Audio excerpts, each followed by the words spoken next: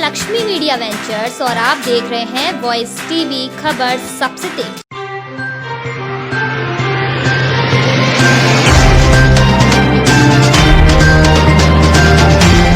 नमस्कार, मैं हूं आपके साथ रीना खान और आप देख रहे हैं वॉइस टीवी खबर सबसे तेज।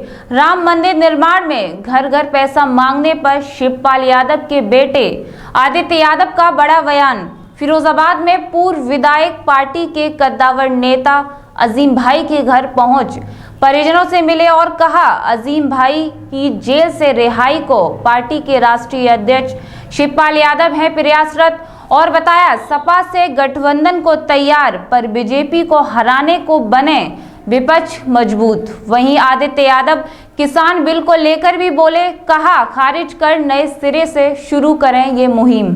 प्रगतिशील समाजवादी पार्टी के नेता शिवपाल यादव के बेटे आदित्य यादव का आज फिरोजाबाद शहर में पूर्व विधायक और पार्टी के कद्दावर नेता अजीम भाई, जो कि इन दिनों जेल में हैं, उनके आवास पर आए और उनके परिवार से मिले, उनको सांत्वना दी।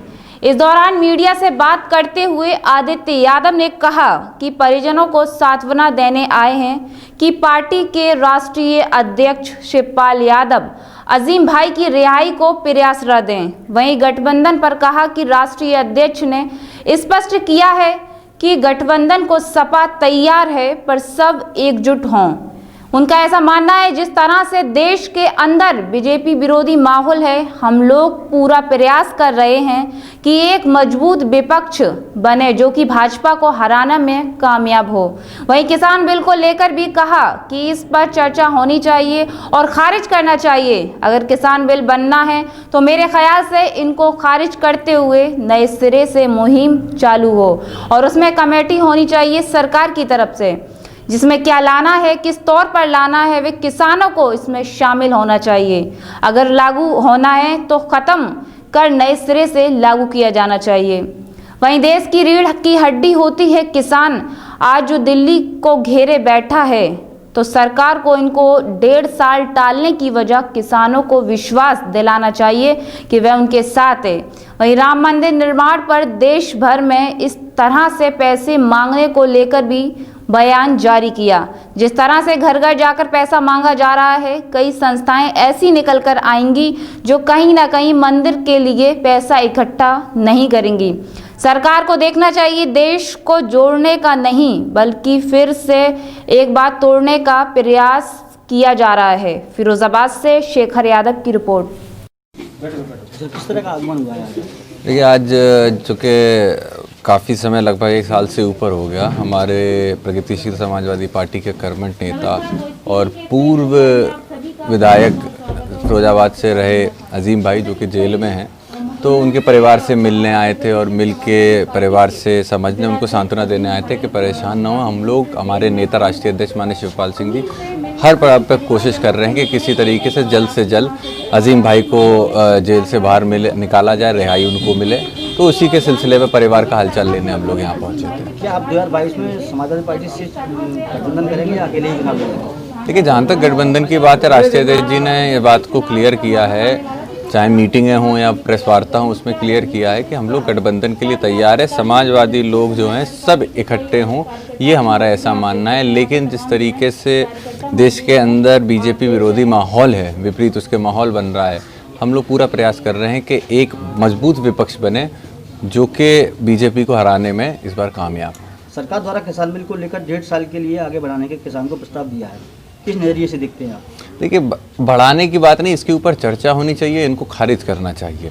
अगर किसान बिल बनाने हैं तो मैं ये समझता हूँ इनको खारिज करते हुए एक नए सिरे से एक मुहिम चालू होनी चाहिए, कमेटी होनी चाहिए सरकार की तरफ से, जिसके अंदर इन कानून बिलों को क्या लाना है, किस दौर पे लाना है, ये सब चीज़ों के ऊपर डिस्कशन होना चाहिए और किसान को इसके अंदर शामिल करना चाहिए। ये बिल जो किसानों के लिए बनाया है, आज तक किसानों को, जब ये बिल बनाया गया था तब तक किसानों को इसका हिस्सा नहीं बनाया गया था।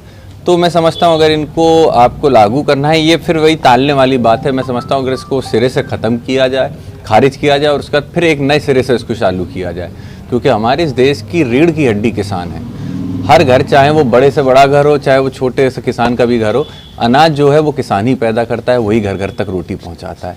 तो इसीलिए उनकी स्थिति जो आज इस समय दिल्ली को घेरे बैठा हुआ है किसान, उसको देखते हुए मैं समझता हूँ कि सरकार को इनको 1.5 साल के लिए टालने की जगह इनको खारिज करना चाहिए, और खारिज करने के साथ साथ ये भी विश्वास दिलाना चाहिए किसान को, क्योंकि किसान इस समय पूरी तरीके से सरकार से डरा हुआ है, सरकार को किसान विरोधी समझता है।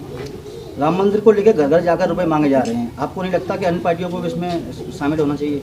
नहीं, मुझे नहीं लगता। देखिए, राम मंदिर देखिए एक धार्मिक कार्य है।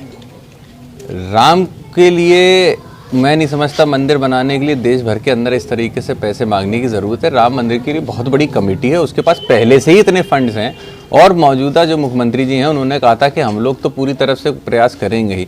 तो जिस तरीके से ये घर घर जाके पैसा मांगा जा रहा है, इसमें कई जगह पे कई संस्थाएं ऐसी भी निकल के आएंगी, देखिएगा, जो कहीं ना कहीं जो पैसा मांग रही हैं वो पूरी तरीके से मंदिर के लिए नहीं होगा, कहीं ना कहीं वो अपनी संस्थाओं के लिए निकाले। तो इन सब चीज़ों को देखना चाहिए सरकार को। जो माहौल बन रहा है, चाहे मध्य प्रदेश के अंदर जो घटना हुई हो उसको देखा जाए, जिस तरीके से यूपी के अंदर जो घटनाएं हो रही हैं, ये पैसों को लेकर जो ये पैसा मांगा जा रहा है मंदिर को लेकर, इनके ऊपर सरकार को खास ध्यान देना चाहिए। जिस तरीके का माहौल बन रहा है, कहीं ना कहीं ये आगे चल के देश को जोड़ने का नहीं बल्कि फिर से एक बार तोड़ने का काम करेगा।